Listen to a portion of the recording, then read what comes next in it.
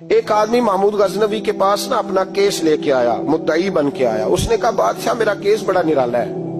بادشاہ سلامت نے کہا وہ کس طرح؟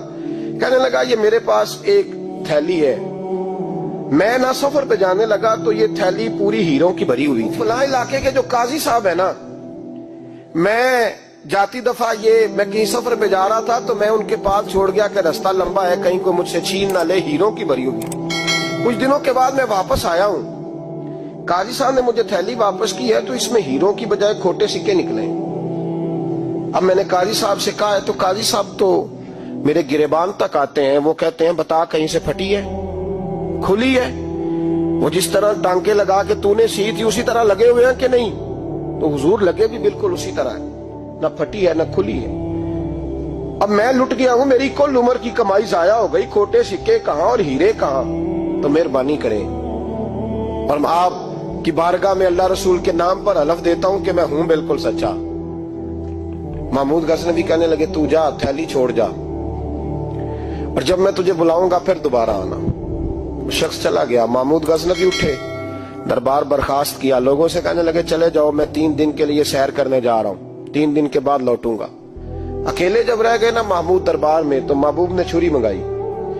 وہ جس تخت پہ بیٹھتے تھے وہاں گدا بچھا ہوا تھا، یہ گدا پڑا نا، وہ گدا بچھا ہوا تھا۔ محمود نے چھری کے ساتھ اس کو پھاڑ ڈالا اور چھری جیب میں رکھی نکل گئے۔ کہنے لگے میرے بعد کوئی میرے دربار والے احاطے میں داخل نہ ہو۔ محمود چلے گئے۔ اب وہ صفائی کرنے والا جب آیا نا، اس نے آ کے دیکھا تو گدا تو پھٹا ہوا ہے۔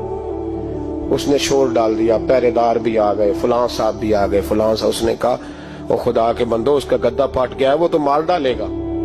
اس نے کہا تھا سوائے صفائی اور نگرانی والے کے دوسرا آئے کوئی نہ، اور یہاں آیا بھی کوئی نہیں، پہلے دن ہی پھٹا ہوا ہے تو لٹکا دے گا سب کو، کیا کریں؟ شور ہو گیا، سارے دربار کے ملازمین اکٹھے ہو گئے۔ ایک بندہ بولا، کہنے لگا فکر نہ کرو، میں کیسے بندے کو جانتا ہوں، اس طرح سیے گا کہ جس نے پھاڑا ہوگا اسے بھی پتہ نہیں چلے گا کہاں سے پھٹا تھا، ایسا بہترین رفو کرے گا کہ پتہ بھی۔ اس نے کہا یار ہم سارے 1 مہینے کی تنخواہ دیتے ہیں، تو بندہ بلا۔ وہ بلا لیا اس کو، اس کا نام محمد رفو گر تھا۔ وہ آیا، اس کو گدا دکھایا، اس کا یار اس طرح سینہ پتہ نہ چلے۔ اس نے کہا فکر ہی نہ کرو، میں بڑا کاریگر ہوں۔ بڑے بڑے کاریگر لوگ نہیں ہمارے ملک میں پائے جاتے، کوئی نشان چھوڑتے ہیں پیچھے بڑے۔ احمد رفو گر کہنے لگا اس طرح سیوں گا کہ پھاڑنے والے کو بھی پتہ نہیں ہوگا، پیسے لے یار تو سی دے۔ اس نے سی دی، اگلے شام ہی لا کے بچھا دیا گدا۔ تیسرے دن بادشاہ سلامت آئے، آ کے پہلی نظر گدے پہ ڈالی۔ اس نے بلایا سب ملازمین کو، کہا کس نے سیا ہے؟ کہا جناب کیا ہوا؟ کہا یہ پھٹا ہوا تھا۔ کس نے؟ کہا نہیں پھٹا ہی نہیں۔ وہ کہنے لگے بنو بات، میں خود پھاڑ کے گیا تھا، تو بتاؤ صحیح سیا کس نے ہے؟ کہا جناب آپ پھاڑ کے گئے تھے تو بتایا کیوں نہیں؟ فرمانے لگے اسی لیے تو بتایا نہیں تھا کہ تم خود تحقیق کر لو، بلاؤ بتاؤ سیا کس نے۔ تو بلا لیا، احمد رفو گر آ گیا۔ اس کو جب بلا کے سامنے بادشاہ کھڑا کیا، کہا بھئی تو نے سیا ہے؟ کہنے لگا حضور آپ کے سارے ملازم کٹھے ہو کے آئے تھے، میری غلطی کوئی نہیں۔ کہا نہیں یار تو بڑا کاریگر ہے، میں نے اپنے ہاتھ سے پھاڑا تھا پر مجھے بھی نہیں پتا چل رہا کہاں سے پھٹا تھا۔ اچھا یہ بتا یہ تھیلی جو ہے یہ بھی تو نے سی تھی؟ اس نے کہا جی آپ کے خادم کا ہی کارنامہ ہے، وہ فلانے علاقے کے قاضی صاحب آئے تھے، اس میں سے ہیرے نکال کے تو کھوٹے سکے بھرے تھے، تو مجھے بھی تھوڑا سا حصہ ملا تھا۔ محمود نے سارے گواہ بھی اکٹھے کر لیے، ثبوت بھی اکٹھے کر لیے۔ پھر قاضی کو بلایا، پہلے سارے ثبوت اور گواہ کیس حل کر لیا۔ پھر ہمارے ہاں یہ حال ہوتا ہے کہ مدعی 2-3 ہفتے کے بعد خود ہی ہاتھ باندھ جاتا ہے، کہنا تسی میری جان چھڈو، مجرم پھڑو پاوے نہ پڑھو۔ وہ کہتا ہے مجھے معافی دو، میں رہا۔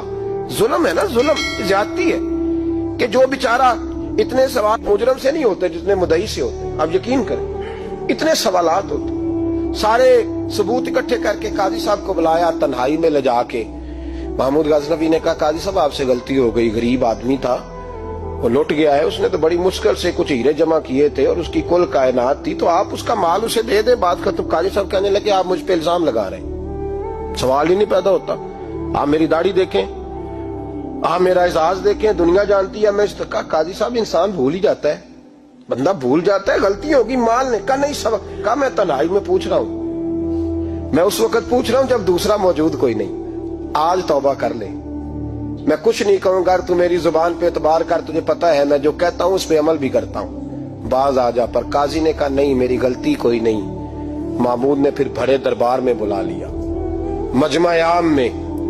मोहलत के दिनों में जो तौबा कर ले वो बच जाते हैं, लेकिन लोग रुस्वानियों के दिनों में फिर वापस लौटते हैं अगला घर देख के, फिर हालात और तरह के हो चुके होते हैं। जब बड़े दरबार में काजी को बुलाया, भाई तू मानता है कि नहीं? उसने कहा नहीं।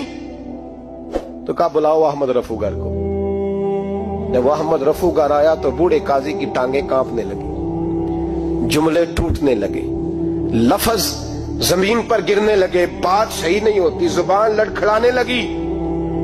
महमूद कहने लगे, काजी मैंने तुझे कहा था वहां मान जा बात, अब बड़े दरबार में बोल। तो जब काजी साहब की गर्दन खुद ब खुद झुक गई तो दुनिया समझ गई।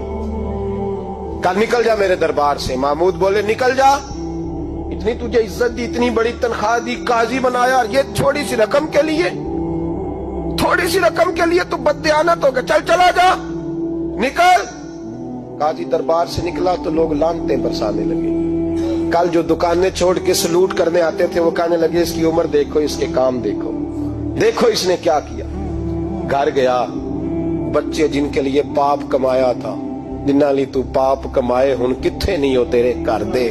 वो बच्चे कहने लगे अब्बा जी हम तो स्कूल मदरसा जाने के काबिल नहीं रहे, उम्मीद थी कि बीवी साथ देगी। वो कहने लगी मैं मेके कैसे जाऊंगी, गली की औरतें तरह तरह की बातें बनाती हैं। और भाई कामयाबियों के बड़े सरबराह होते हैं, कि कामयाब हो जाए तो सारे कहते हैं मेरी सपोर्ट से हुआ है। नाकामियां हमेशा यतीम होती हैं, नाकामियों का कोई सरबराह नहीं होता। जब तक तो काजी था तो बड़े बात थी, हर बंदा कहता था रिश्तेदार है। रुसवाई हो गई तो वो तेरी आंख हो या संगे मलामत की चुभन, कौन पहुंचा है मेरे दर्द की गहराई तक। दौरे शोहरत में तो यारों ने किया याद बहुत, साथ आया ना कोई कूचे रुसवाई तक। और मियाँ साहब कहने लगे सारी उम्र ही आटा गुद है, मैं लखा कीते नहीं पेड़े, अब वक्त आया ही ते मोहम्मद बख्शा कोई नहीं हूं बैठा नेड़े। हालात ही बदल गए। काजी खामोशी से अंदर चला गया, अपनी रुसवाई समेट के बिस्तर पे लेटा। न रोटी की भूख लगी, न पानी की प्यास लगी, न नींद आई, सारी रात तड़पता रहा। सवेरे घर वालों ने दरवाजा खोला तो रूह परवास कर गई थी, दुनिया छोड़ गया। हजरत अबू नूर अलैहि रहमा बोले, फरमाने लगे याद रखो कभी बददियानती न करना, कभी। ये तो महमूद गजनवी की अदालत थी, कयामत में रब करीम की अदालत लगेगी। और फरमाया वहां तो गवाही देने वाला अहमद रफूगर था, कयामत में तो तुम्हारे अपने हाथ पैर गवाहियां देंगे, हमारा अपना वजूद गवाही देगा। और फरमाया यहाँ तो लानते दुनियादार बरसाते थे, वहां फरिश्ते होंगे।